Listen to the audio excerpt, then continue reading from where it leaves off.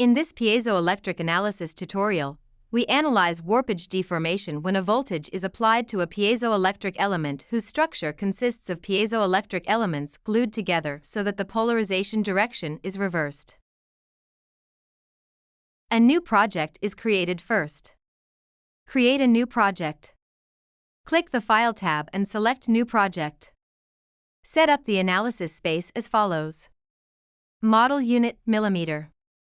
Analysis space 3D. Click OK button. The initial setting has been done. Let's create two boxes for piezoelectric material. On the Model tab, click Solid and select Box, specify length on the submenu. Designate the start point.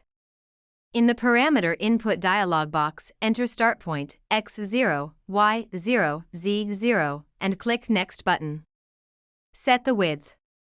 Enter width 10 and click Next button. Set the depth. Enter depth 2 and click Next button. Set the height. Enter height 0.5 and click Complete button. A box for the piezoelectric material has been created. Create another box. Designate the start point.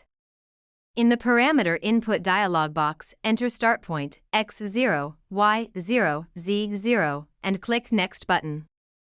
Set the width. Enter width 10 and click Next button. Set the depth. Enter depth 2 and click Next button. Set the height. Enter height -0.5 and click Complete button. Click Exit button in the Parameter Input dialog box and exit. Two boxes for the piezoelectric material have been created. We set the analysis conditions. On the Model tab, click Analysis Condition. The Analysis Condition Setting dialog will show up. On the Solver tab, select Piezoelectric Analysis Rayleigh. Click the Piezoelectric Analysis tab. Confirm that the analysis type is Static Analysis. Click OK button and exit. We assign names to the body attributes and the material properties. Assign a name to the upper material. Highlight the upper material on the modeling window and click to select. On the right-click menu, click Body Attribute/Material Property. In the Body Attribute/Material Property Setting dialog box, enter Body Attribute Name, Upper. Select 06_piezoelectric material on Material DB and select 000_P4. Then click Edit Data button of Body Attribute. In the Edit Body Attribute Upper dialog box, go to Direction tab.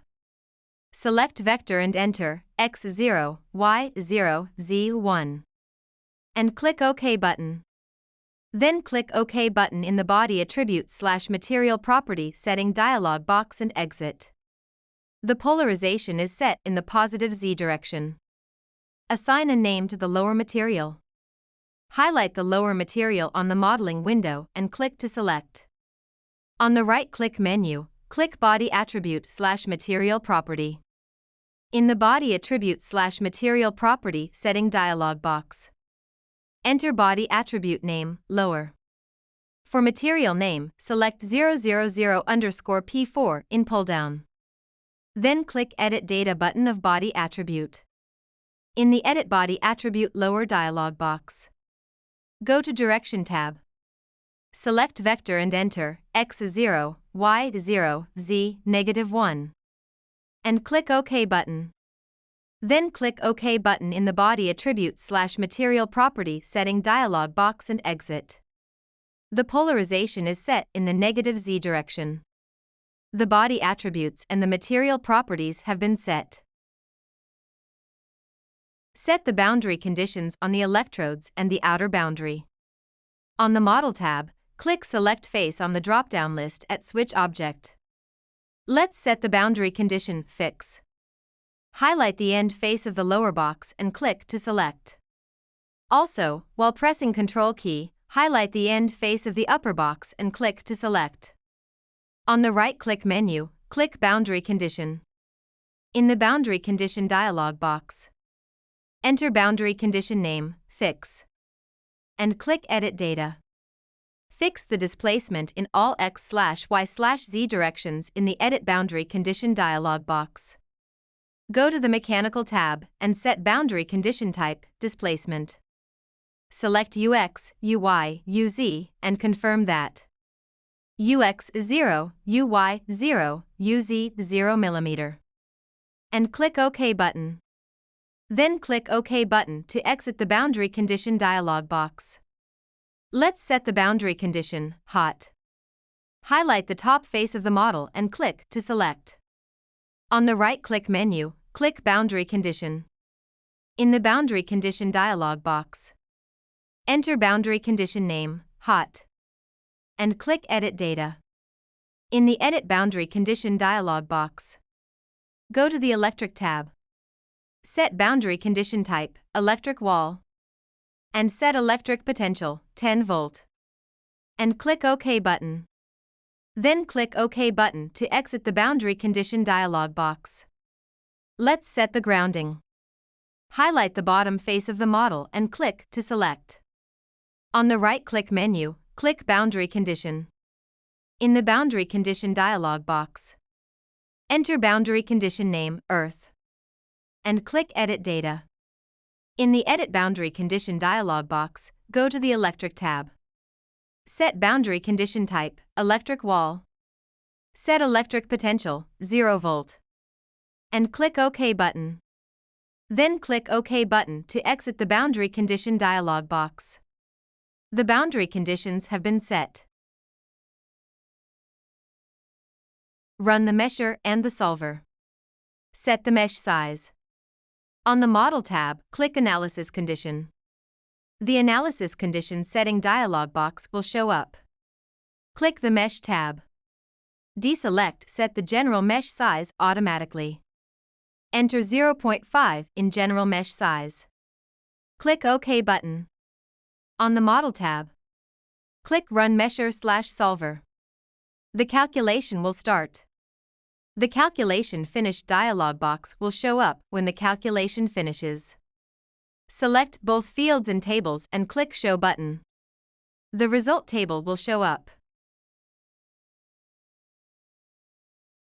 The calculation results are available in various formats.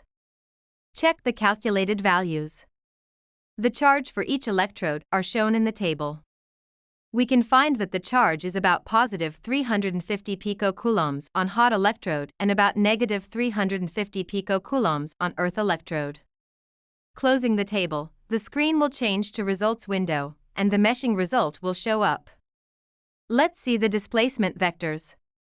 On the Results tab, select Displacement on the drop-down list at Field. Click Element Vector. The vector diagram of displacement will show up. Next, let's take a look at the gradation contour of the displacement.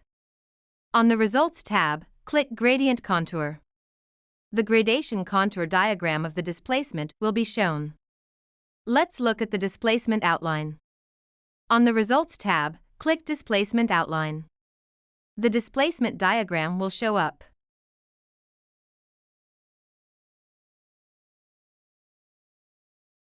Finally, save the project. Click the Femtet button and select Save Project as. Enter the file name and the location in the Save As dialog box, and save it. Saving allows you to launch Femtet at a later date, open the project, and review the model and analysis results. That's it for the piezoelectric static analysis tutorial video. See the tutorial topics in the Femtet help for more information. Thank you for watching until the end.